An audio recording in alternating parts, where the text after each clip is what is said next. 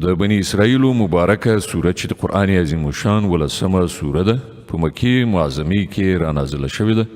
111 مبارک آیاتونه لري تلاوت او پښتو ترجمه یې له 1 آیت څخه اورئ اعوذ بالله من الشیطان الرجیم پناه وړم الله تعالی شړل شوي شیطان څخه بسم الله الرحمن الرحیم د الله په نوم چې ډیر زیات مهربان پورا رحم لرونکی دی وَإِذْ قُلْنَا لِلْمَلَائِكَةِ اسْجُدُوا لِآدَمَ فَسَجَدُوا إِلَّا إِبْلِيسَ قَالَ أَأَسْجُدُ لِمَنْ خَلَقْتَ طِينًا او یاد کړه کله چې مونږ پرښتو ته وویل چې آدم ته سجده وکړئ نو ټولو سجده وکړه خو ابلیس ونه کړه هغه وویل ایا زه هغه چاته سجده وکړم چې تا هغه له خټې نه پیدا کړی دی قال أرأيتك هذا الذي كرمت علي لئن أخرتني إلى يوم القيامة لأحتنكن ذريته إلا قليلا بیا یې وویل ښه خیر آیا دی د دې وړ و چې تا ده ته پر ما باندې فضیلت ورکړ که ته ماته د قیامت تر ورځې پورې مهلت راکړې نو زه به د ده د ټول زوزات بیخ وباسم یوازې لږ غوندې کسان به راڅخه وژغورل شي قال اذهب فمن تبعك منهم فإن جهنم جزاؤكم جزاء موفورا الله تعالی وفرمایل ښه ده لاړ شه له هغو نه چې هر څوک ستا پیروي وکړي ستا په شمول د هغو ټولو لپاره د دوزخ پوره بشپړه سزا ده واستفزز من استطعت منهم بصوتك وأجلب عليهم بخيلك ورجلك وشاركهم في الأموال والأولاد وعدهم وما يعدهم الشيطان إلا غرورا او هر هغه څوک چې په خپل بلنې سره ښویولی شي ویې ښویوه خپل سپاره پلي دې ورباندې راوله په مالونو او اولادونو کې ورسره برخوال شه او هغوی د وعدو په دام کې ونښلوه او د شیطان وعدې له یوې غولونې پرته نور هیڅ هم نه دي إن عبادي ليس لك عليهم سلطان وكفى بربك وكيلا بېشکه زما پر بندگانو به ته کوم تسلط نه لري او د توکل لپاره ستا رب کافي دی ربكم الذي يزجي لكم الفلك في البحر لتبتغوا من فضله إنه كان بكم رحيما ستاسې حقیقي رب خو هغه دی چې په سمندر کې ستاسې کشتۍ چلوي تر څو تاسې د هغه د فضل لټه وکړئ حقیقت دا دی چې هغه ستاسې په حال ډیر زیات مهربان دی وإذا مسكم الضر في البحر ضل من تدعون إلا إياه فلما نجاكم إلى البر أعرضتم وكان الإنسان كفورا کله چې په سمندر کې پر تاسې مصیبت راځي نو له هغه یو ذات نه پرته نورو ته چې بلنه ورکوي هغه ټول ورکیږي خو کله چې هغه تاسې ژغوري وچې ته مو رسوي نو تاسې له هغه نه مخ اړوئ په رښتیا چې انسان ډیر ناشکره دی أفأمنتم أن يخسف بكم جانب البر أو يرسل عليكم حاصبا ثم لا تجدوا لكم وكيلا خنو آیا تاسې له دې خبرې نه بیخي بېغمه یئ چې خدای به کله په همدې وچه باندې تاسې په ځمکه کې نه باسي یا به پر تاسې تیږې وروونکی طوفان راوالوزوي او تاسې به له هغه نه هیڅ ژغورونکی ملاتړ ونه مومئ أم أمنتم أن يعيدكم فيه تارة أخرى فيرسل عليكم قاصفا من الريح فيغرقكم بما كفرتم ثم لا تجدوا لكم علينا به تبيعا او آیا تاسې له دې نه څه ویره نه لرئ چې خدای به بیا په کوم وخت کې تاسې سمندر ته بوځي او ستاسې د ناشکرۍ په بدله کې به پر تاسې سخت طوفاني باد والوزوي غرق به مو کړي او ستاسې به داسې څوک نه وي چې له هغه نه ستاسې د دغه عاقبت بازخواست وکړی شي. ولقد كرمنا بني آدم وحملناهم في البر والبحر ورزقناهم من الطيبات وفضلناهم على كثير ممن خلقنا تفضيلا. دا خو زموږ پیرزوینه ده چې موږ بني آدم ته لویي ورکړه او هغو ته مو په وچه او لمده کې سپرلۍ ورکړې او هغو ته مو له پاکو شیانو څخه روزي ور په برخه کړه او پر خپلو زیاترو مخلوقاتو باندې مو ښکاره لوړتیا ور وبخله. يوم ندعو كل أناس بإمامهم فمن أوتي كتابه بيمينه فأولئك يقرؤون كتابهم ولا يظلمون فتيلا. هغه په پام کې ونیسه چې مونږ هر ډله خلک د هغې له رهبرانو سره راوغواړو په هغه وخت کې چې کومو کسانو ته خپل عملنامه په ښي لاس کې ورکړی شوه هغوی به خپل عملنامه ولولي او پر هغو به یو به سره ظلم ونه شي. ومن كان في هذه أعمى فهو في الآخرة أعمى وأضل سبيلا. او څوک چې په دې دنیا کې د حق له لیدو نه ړوند پاتې شو هغه به په آخرت کې هم ړوند پاتې شي بلکې په لارموندنه کې له ړندو نه هم زیات ناکام. وإن كادوا ليفتنونك عن الذي أوحينا إليك لتفتري علينا غيره وإذا لاتخذوك خليلا. اے محمد صلی الله علیه وسلم دوی په دې هڅه کې هیڅ سستی ونه کړه چې تا په فتنه کې وغورځوي له هغې وحي نه دې راواړوي چې مونږ درلېږلې ده تر څو چې ته زمونږ په نوم له خپله ځانه کومه خبره جوړه کړې که تا داسې کړي وای نو هغو هرومرو ته په دوستۍ نیولې. ولولا أن ثبتناك لقد كدت تركن إليهم شيئا قليلا إذا لأذقناك ضعف الحياة وضعف الممات ثم لا تجد لك علينا نصيرا. او لرې نه وه چې که چېرته مونږ ته ټینګ کړی نه وای نو ته به د هغو لوري ته څه ناڅه ورمات شوی وي خو که تا داسې کړي وای نو مونږ به پر تا باندې دنیا کې د 2 برابره عذاب خوند څکلی وای او په آخرت کې به هم د 2 چنده عذاب بیا به زمونږ په مقابله کې تا کوم مرستندوی نه وای موندلی. وإن كادوا ليستفزونك من الأرض ليخرجوك منها وإذا لا يلبثون خلافك إلا قليلا. او دوی دغه خبرې ته هم لا تړلې ده چې له دغه هیواد نه ستا قدم ایسته کړي او تا له دې ځایه وباسي خو که دوی دغه کار وکړي نو له تا نه وروسته به په خپله دوی هم دلته دومره زیات وخت استوګده ونه شي کړی. سنة من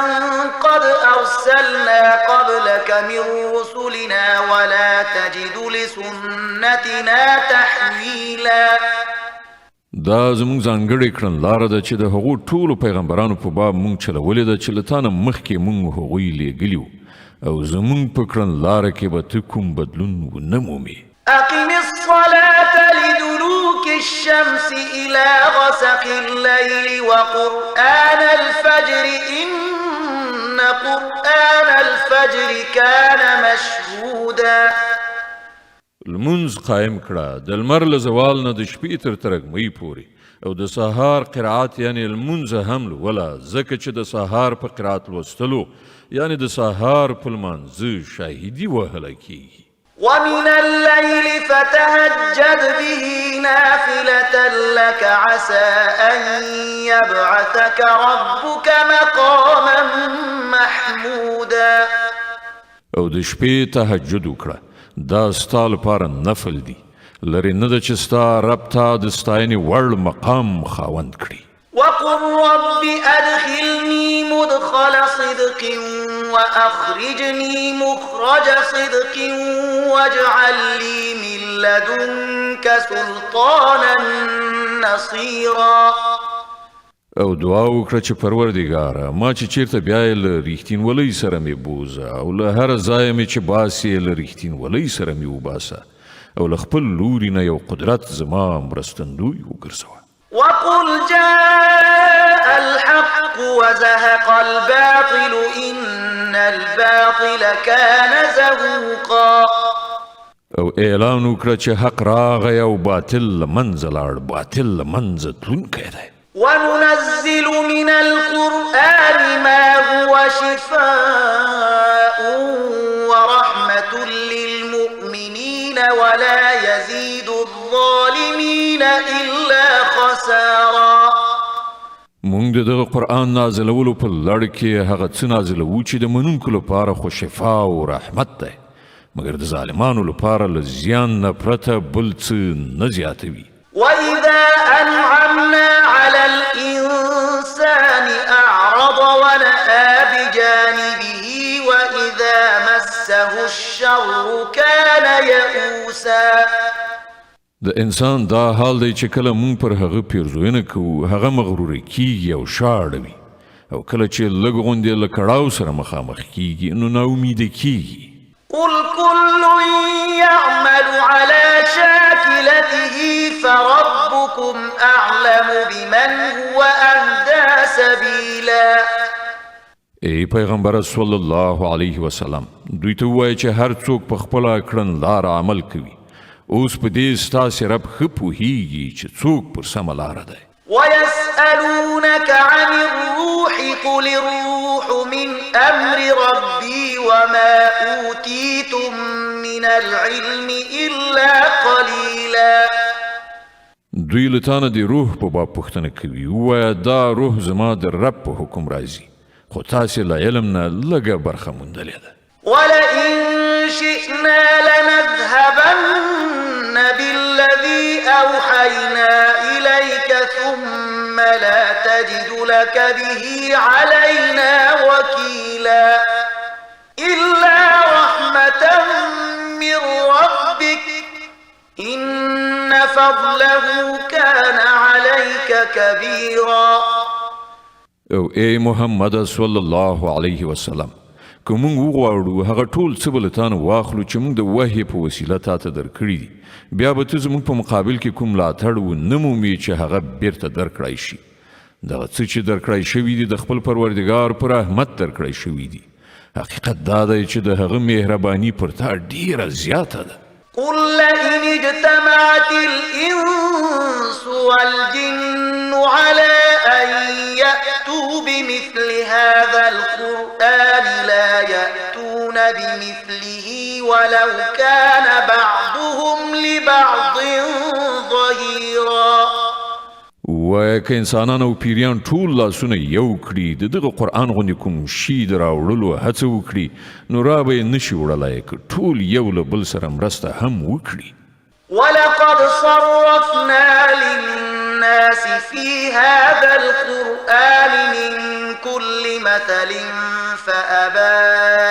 أكثر الناس إلا كفورا. مونږ په دې قرآن کې خلک په هر ډول وپوهول، خو زیاتره خلک په انکار باندې کلک ودرېدل. وقالوا لن نؤمن لك حتى تفجر لنا من الأرض ينبوعا أو تكون لك جنة من نخيل وعنب فتفجر الأنهار خلالها تفجيرا أو تسقط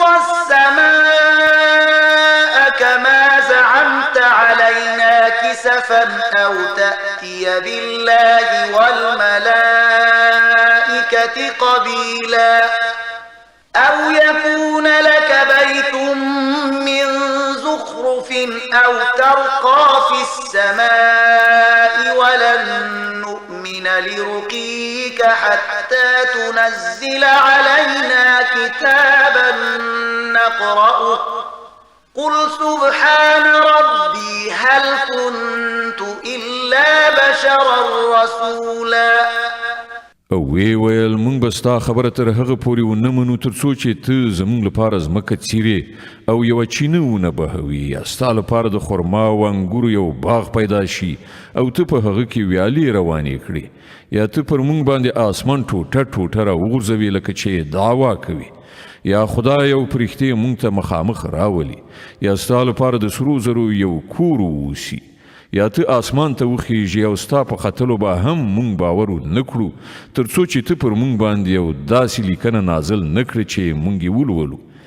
ای محمده دوی ته ووایه پاک دی زما پروردګار آیا زه له یو پیغام راوړونکي انسان نه پرته بل څه یم وما منع الناس أن يؤمنوا إذ جاءهم الهدى إلا أن قالوا أبعث الله بشرا رسولا کله چې خلکو ته هدایت راغی نو پر هغه باندې له ایمان راوړلو نه هغوی کوم شي منع نه کړل مګر د هغو دغې وینا چې آیا الله بشر پیغمبر لیږلی دی قل لو كان في الأرض ملائكة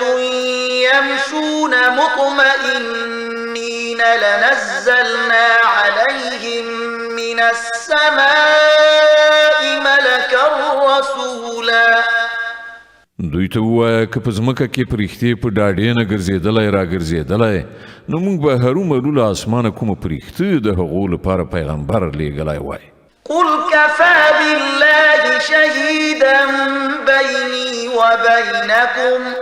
إنه كان بعباده خبيرا بصيرا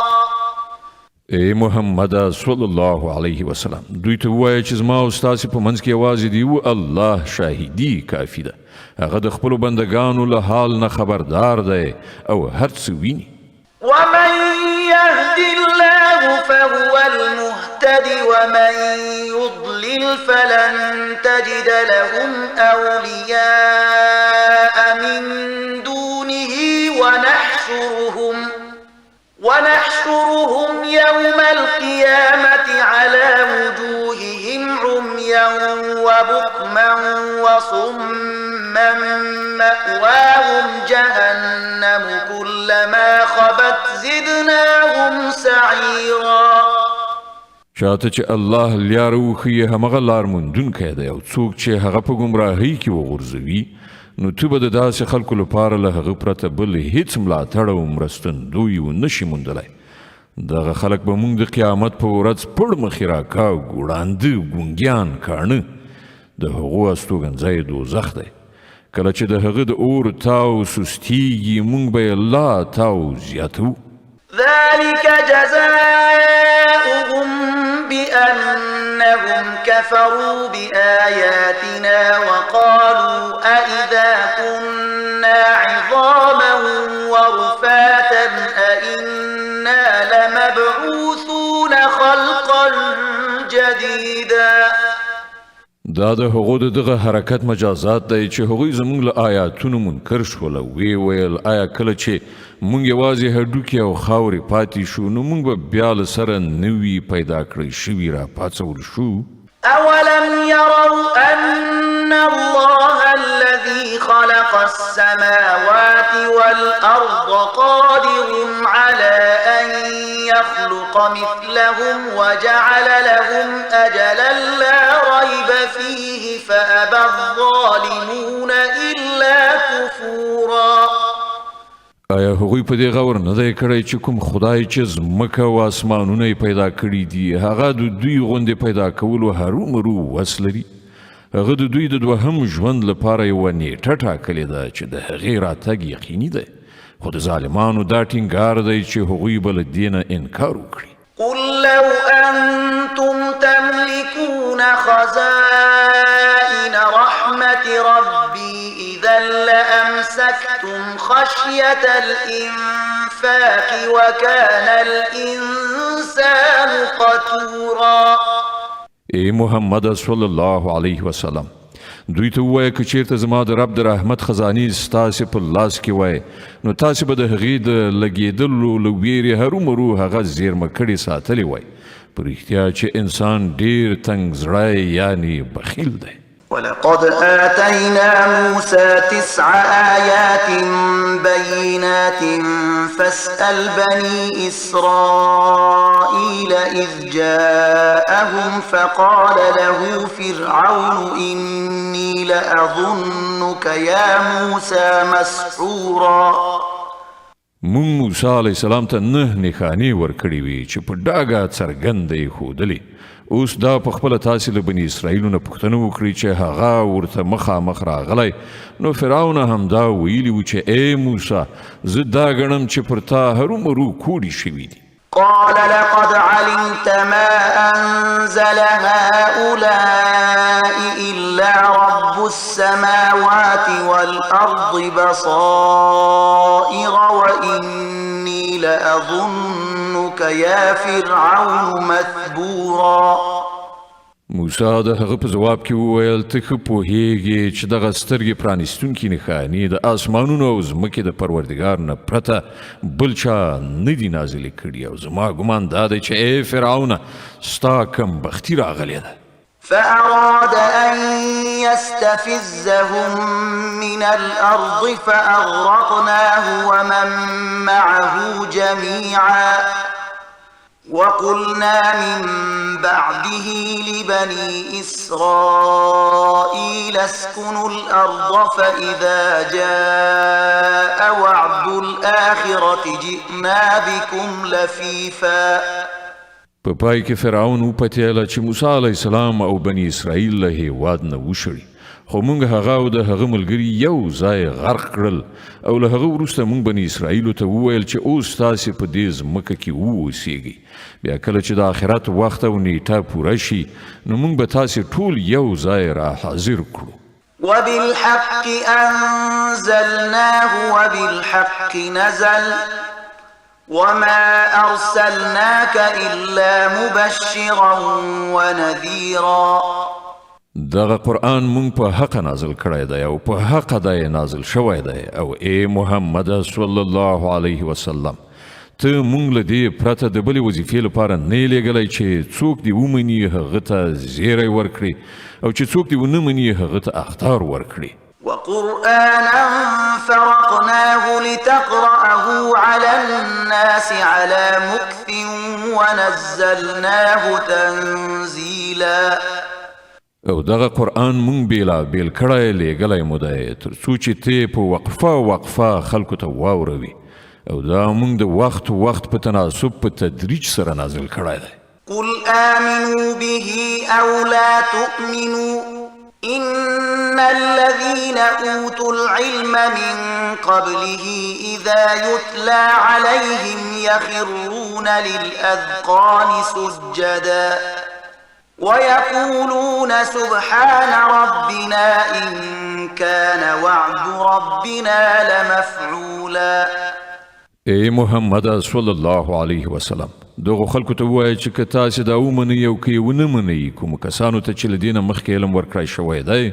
هغو ته چې کله دا اورول کیږي نو هغوی پړ مخې په سجده لویږي او په لوړ غږ وایي پاک دی زموږ پروردګار د هغه وعده خو پوره کیدونکې وه. د بني اسرائیل مبارکه سوره چې د قرآن عظیم الشان 18مه سوره ده په مکې معظمې کې رانازله شوې ده. 111 مبارک آیاتونه لري. تلاوت او پښتو ترجمه یې له 109 آیت څخه اوري. د دې آیت په اوریدلو سره یوه د تلاوت سجده واجبه کیږي. ويخرون للأذقان يبكون ويزيدهم خشوعا. او هغوی پړ مخې په ژړا لویږي او د هغه په اورېدو سره د هغو تواضع لا پسې زیاتیږي. قل ادعوا الله أو ادعوا الرحمن أيما تدعوا فله الأسماء الحسنى ولا تجهر بصلاتك ولا تخافت بها وابتغ بين ذلك سبيلا. ای پیغمبره دوی ته ووایه که د الله په ویلو یې وبلئ او که د رحمان په ویلو په هر نامو چې یې وبلئ د هغه لپاره ټولو غوره نومونه دي او خپل لمونځ مه په ډېر لوړ اواز سره کوه او نه په ډېر ټیټ اواز سره د دې دواړو په منځ کې منځنۍ درجه لهجه غوره کړه. وقل الحمد لله الذي لم يتخذ ولدا ولم يكن له شريك في الملك ولم يكن له ولي من الذل وكبره تكبيرا. ووایه ټوله ثنا ستاینه د هغه خدای لپاره ده چې هغه نه څوک په زوی ولۍ سره نیولی دی، نه په پاچایي کې څوک ورسره شریک دی، او نه هغه بېوسې دی چې څوک د هغه ملاتړ وي، او د هغه لویي بیان کړه، کامله درجه لویي. صدق الله العظيم. الله ستر رښتیا ویونکی دی.